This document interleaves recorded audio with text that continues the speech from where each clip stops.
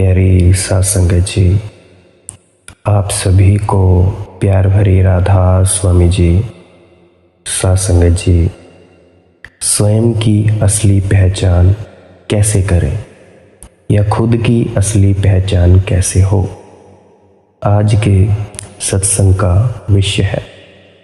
तो सत्संगत जी, अगर आप सच में जानना चाहते हैं कि स्वयं की या खुद की पहचान कैसे हो, तो इस सत्संग को अभी से लेकर अंत तक एकांत स्थान पे बैठकर पूरा सुनना। एक भी लाइन, एक भी शब्द मत छोड़ना, नहीं तो आप उस सत्य को नहीं जान पाएंगे, जिस विधि को, जिस प्रयोग को आप अपने आप पर लगाकर आप स्वयं तक पहुंच पाएंगे। अगर आप पूरा सत्संग सुनेंगे तो आप वो विधि या प्रयोग को जान पाएंगे, जिससे कि आप खुद तक पहुंचेंगे या आपको स्वयं की असली पहचान होगी। सत्संगत जी, आपने मौजूदा सतगुरु को बहुत बार ये कहते हुए सुना होगा सत्संगों में, सवाल जवाबों में, कि खुद को पहचानो, खुद की पहचान करो, जागृत अवस्था में आओ। अगर तुम खुद की पहचान करोगे तभी तुम उस मालिक की पहचान कर सकने के काबिल हो पाओगे। अगर तुम्हारा खुद का बर्तन साफ होगा तभी तुम मालिक से मिलने के, मालिक के मिलाप से मालिक को जानने के लिए काबिल हो पाओगे। प्यारे सत्संगत जी, एक और बात कहना चाहूँगा कि कुछ सत्संगी या कुछ जो साधक होते हैं, उनको जैसे ही दीक्षा मिलती है या नामदान मिलता है गुरु से, तो वो पहले ही दिन जब सिमरन और ध्यान करते हैं तो ये सोचने लगते हैं कि भाई अभी तो कुछ हुआ नहीं। उठ कर बैठते हैं और सोचते हैं ध्यान में कि अभी तो कुछ हुआ नहीं।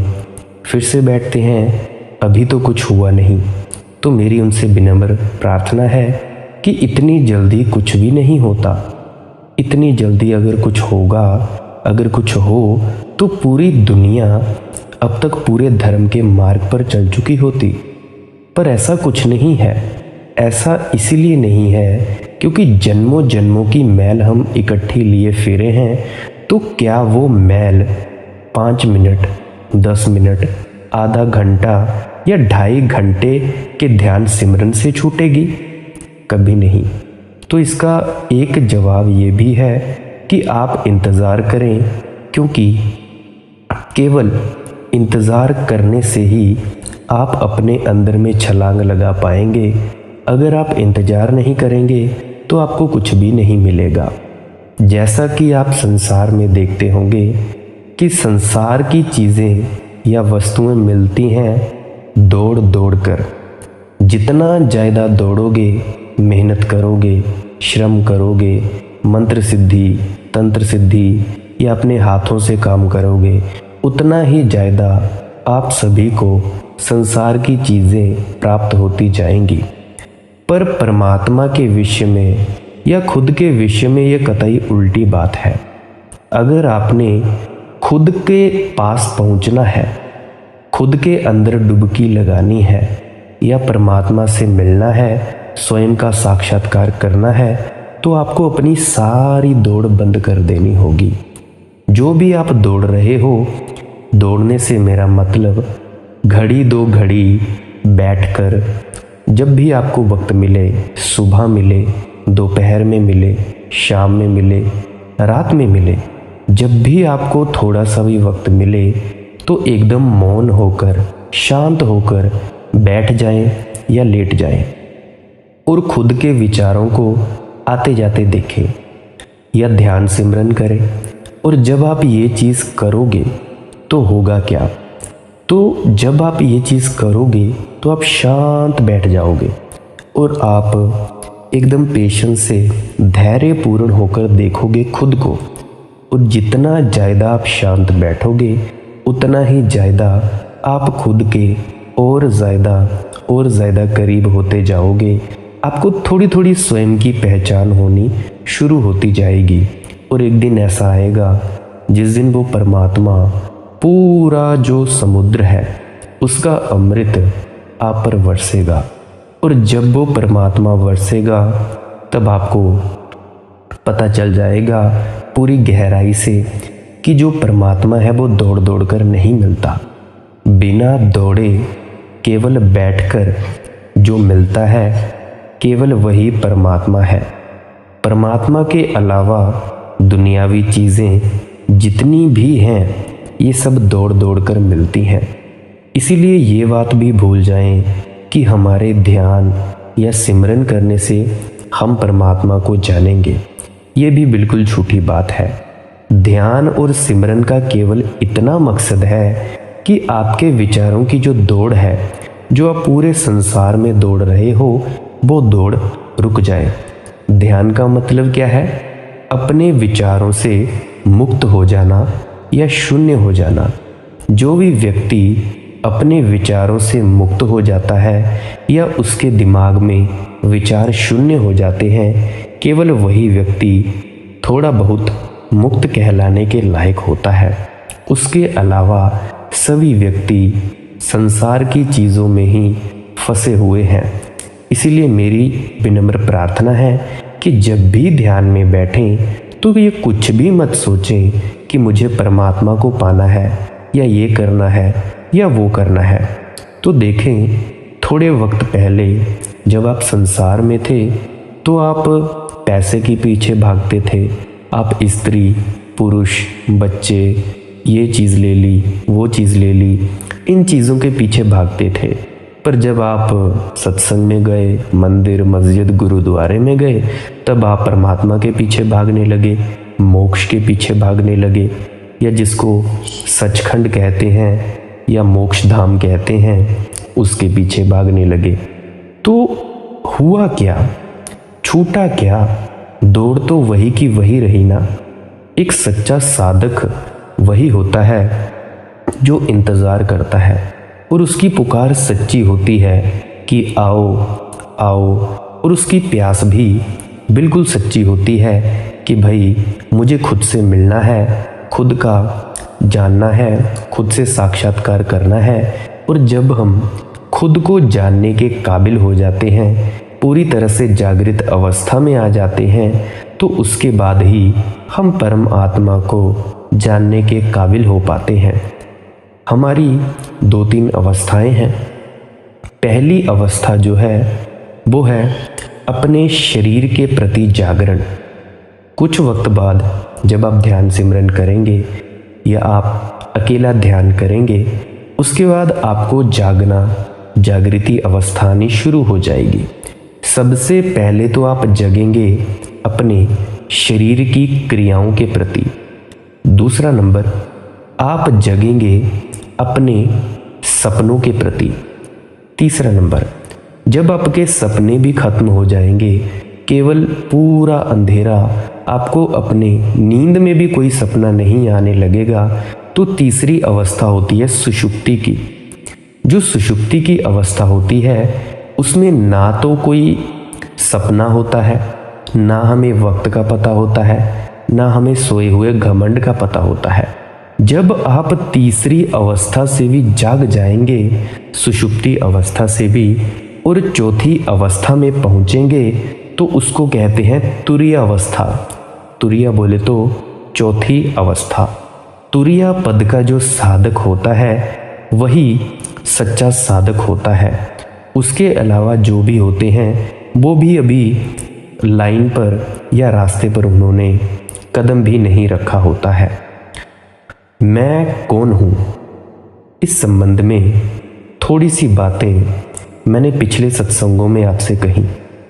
ज्ञान नहीं बल्कि अज्ञान, जानकारी नहीं बल्कि न जानने की स्थिति, यानी ये जो थोड़ी सी बातें मैंने कही, यदि हम उस ज्ञान से मुक्त हो सकें जो बाहर से उपलब्ध होता है, तो संभावना है उस ज्ञान के जन्म की जो उपलब्ध नहीं होता बल्कि आविष्कृत होता है, उघड़ता है, भीतर छिपा है, और उसके पर्दे टूट जाते हैं और सभी दरवाजे खुल जाते हैं।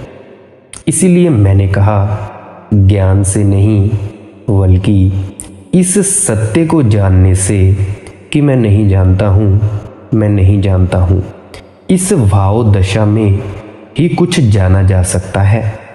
मैं नहीं जानता हूँ।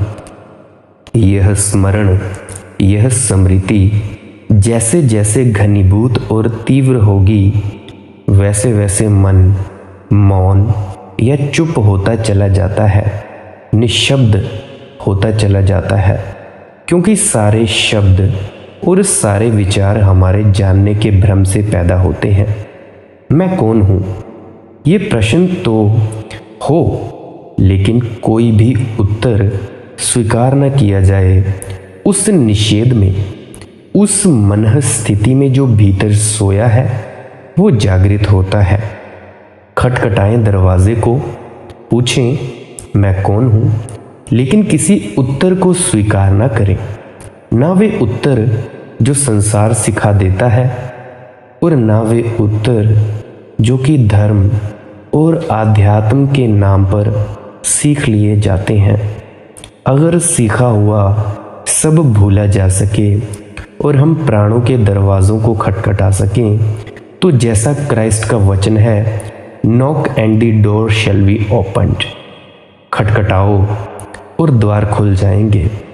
तो मैं आपसे निवेदन करूं, जो खटखटाता है वह पाता है।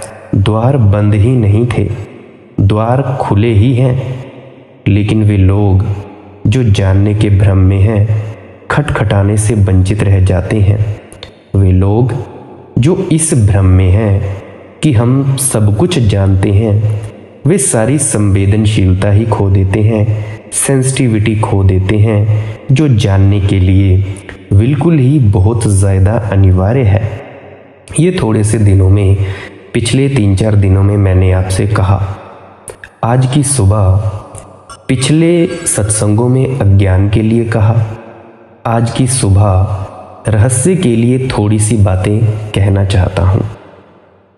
मन इस स्थिति में हो कि मैं नहीं जानता, तो सारा जीवन एक रहस्य की तरह, एक मिस्ट्री की तरह उद्घाटित होने लगता है।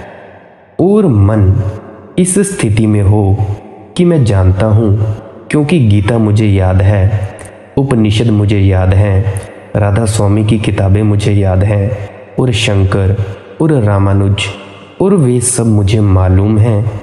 इसीलिए मैं जानता हूँ। शब्द मुझे ज्ञात हैं, श्रुतियाँ मुझे याद हैं, इसीलिए मैं जानता हूँ। ऐसा जो मन है वह जीवन के प्रति रहस्य को खो देता है। उसे जीवन में फिर कोई रहस्य नहीं मालूम होता। उसे जीवन फिर एक मिस्ट्री की भांति है, दिखाई नहीं पड़ता।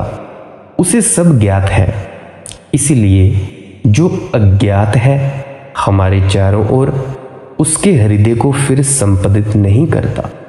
और सब कुछ ही अज्ञात है। वह बच्चा जो आपके घर में पैदा हुआ है, क्या उसे आप जानते हैं?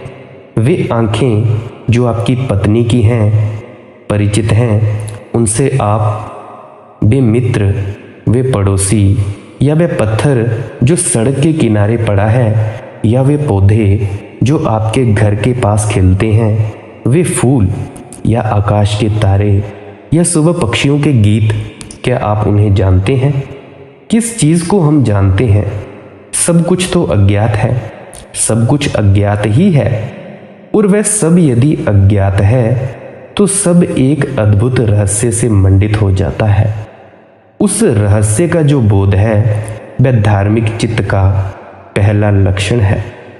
रहस्य का जो बोध है वह धार्मिक चित्त का पहला लक्षण है। उस व्यक्ति को ही मैं अधार्मिक कहता हूँ जिसके जीवन में रहस्य का कोई बोध नहीं है। उस व्यक्ति को ही अधार्मिक कहता हूँ जिसके जीवन में रहस्य का कोई बोध नहीं, जिसके जीवन को अज्ञात मंडित नहीं किए हुए है, जिसे चारों तरफ से अज्ञात स्पर्श नहीं करता है, जिसे चारों तरफ रहस्य के अनंत अनंत द्वार दिखाई नहीं पड़ते हैं, वह व्यक्ति अधार्मिक है और मूर्ख भी है। और हमारे सारे सिद्धांतों ने तो हमारे मन को इस भांति कस लिया है कि हर चीज़ की व्याख्या उपलब्ध हो गई है, इसलिए कुछ भी अज्ञात नहीं मालूम पड़ता। हम सब कुछ जानते हैं। उस शेख चिल्ली का मुझे स्मरण आता है जो किसी गांव में था। वह सब कुछ जानता था। बड़े अच्छे लोग होंगे जिन्होंने कहा कि वह शेख चिल्ली था, क्योंकि जो सब कुछ जानता है वह शेख चिल्ली होगा ही, वह पागल होगा ही। वह सब कुछ जानता था, ऐसी कोई बात न थी जो उसे ज्ञात ना हो। फिर उस गांव के राजा के भवन में चोरी हो गई। सारी राज्य की शक्ति लग गई चोरी की खोज में, लेकिन चोर का कोई अता पता नहीं चल सका। कोई सूत्र हाथ में नहीं आते थे कि चोर का पता चल जाए। सारे जासूस थक गए, परेशान हो गए, और तब गांव के लोगों ने कहा कि अब और कोई रास्ता नहीं है। हमारे गांव में एक ज्ञानी है, उससे चलिए जाकर पूछ लिया जाए। ऐसी तो कोई बात ही नहीं है जो उसे ज्ञात ना हो। उस शेख चिल्ली को बुलाने के लिए राजदूत भेजा गया। वह जैसे विचारक बैठते हैं वैसी मुद्रा में बैठा हुआ था।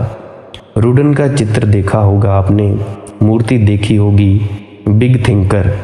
या तो शेख चिल्ली को देखकर बनाई होगी रूडिन ने, या रूडिन ने वह मूर्ति देख ली होगी, इसलिए वह वैसे हाथ लगाए बैठा होगा। कुछ न कुछ दो में से एक हुआ होगा।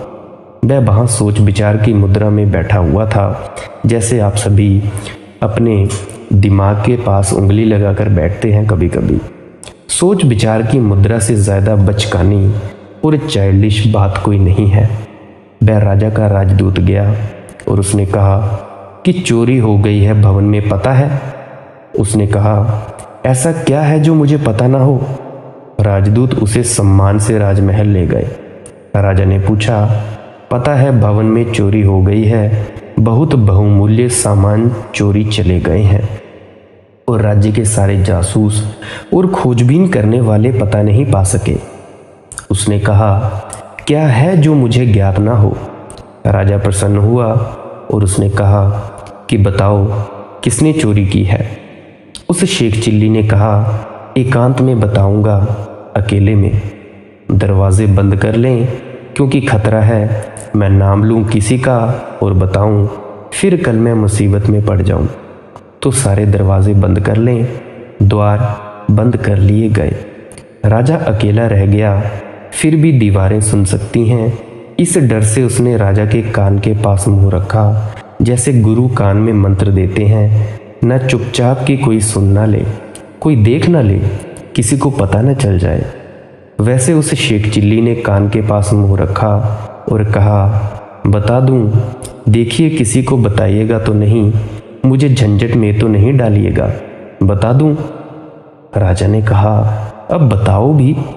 उसने बहुत धीरे से कान में कहा, मालूम होता है किसी चोर ने चोरी की है, और हमारे दार्शनिक क्या करते रहे हैं, और हमारे धर्म चिंतक क्या करते रहे हैं, और वे सारे लोग क्या करते रहे हैं जो कहते हैं कि ईश्वर ने दुनिया को बनाया। उनका मतलब क्या? वे सारी खोजबीन के बाद, सिर पर हाथ रखने के बाद ये बताते हैं कि ज़रूर किसी बनाने वाले ने दुनिया को बनाया है। यही तो कहते हैं वे, किसी चोर ने चोरी की है। यही तो कहते हैं, किसी बनाने वाले ने दुनिया को बनाया है। ये वे सारी खोजबीन के बाद कहते हैं, किसी चोर ने चोरी की है, किसी बनाने वाले ने दुनिया को बनाया है। ये सारे विचार का निष्कर्ष है। ये सारी हमारे ज्ञानी की घोषणा है। और ये जो सारी घोषणाएं हैं, ये जो सारे विचार हैं, ये जो सारे सिद्धांत हैं, हम पकड़ लेते हैं, और जीवन का वह जो अज्ञात संपदन है, वे जो अज्ञात चोटें हैं, वे जो अज्ञात हवाएं हैं, फिर वह हमें स्पर्श नहीं करती हैं। वे अपने सिद्धांतों में बंद होकर बैठ जाते हैं। सिद्धांतों में जो बंद है, उसमें सिद्धांतों में कोई झरोखे नहीं होते, कोई खिड़कियां नहीं होती, सिद्धांतों में कोई द्वार नहीं होते, सिद्धांतों में कोई समझौते नहीं होते। इसीलिए सिद्धांत बिल्कुल बंद दीवारों की तरह आदमी को अंदर बंद कर देते हैं, और हर चीज़ जो उसके दरवाजे पर प्रश्न लेकर खड़ी आती है वह हर चीज़ का उत्तर दे देता है कि यह ऐसा है, ये तुम्हारे पिछले जन्मों का फल है, ये भाग्य है, ये परम आत्मा है, ये फला है, ये ढिमका है। हर चीज़ के उत्तर दे देता है और जिस चीज़ का उत्तर दे देता है वह चीज़ उसके लिए रहस्य खो देती है। ये जो जीवन और यह जो जगत हमें इतना बोर, इतना उबाने वाला मालूम पड़ रहा है, ये हमारे ज्ञान की वजह से ही मालूम पड़ रहा है, थोथा ज्ञान। इस जीवन में अगर हम सिद्धांतों की दीवारें तोड़कर छोड़कर देखना शुरू करें, अगर ज्ञान को हटाकर देखना शुरू करें इस झूठे ज्ञान को, तो एक एक चीज़ कितनी अद्भुत है, कितनी नई, कुछ भी तो पुराना नहीं है, ये दिखाई पड़ना मालूम होगा। कुछ भी तो वैसा नहीं है जैसा कल था। आज सुबह जब सूरज उगा वह कभी भी नहीं उगा था और फिर कभी नहीं उगेगा। और आज सुबह जो हवा चली थी वह कभी नहीं चली है और कभी नहीं चलेगी। और आज सुबह जो फूल खिले हैं वे पहली बार ही खिले हैं और सब कुछ नया है और सब कुछ बहुत रहस्य से मंडित है। हम क्या जान पाए हैं अभी? मुझे एक बात याद आती है। एक बहुत बड़ा वैज्ञानिक जिसने विद्युत पर सारे जीवन काम किया, बिजली के अध्ययन में एक छोटे से गांव में विश्राम करने के लिए ठहरा था। उस गांव का स्कूल था छोटा। उस स्कूल के बच्चों ने कुछ चीज़ें बनाई थी, कुछ छोटे छोटे उपकरण। स्कूल का जलसा था और स्कूल में प्रदर्शनी थी। वह वैज्ञानिक भी देखने चला गया।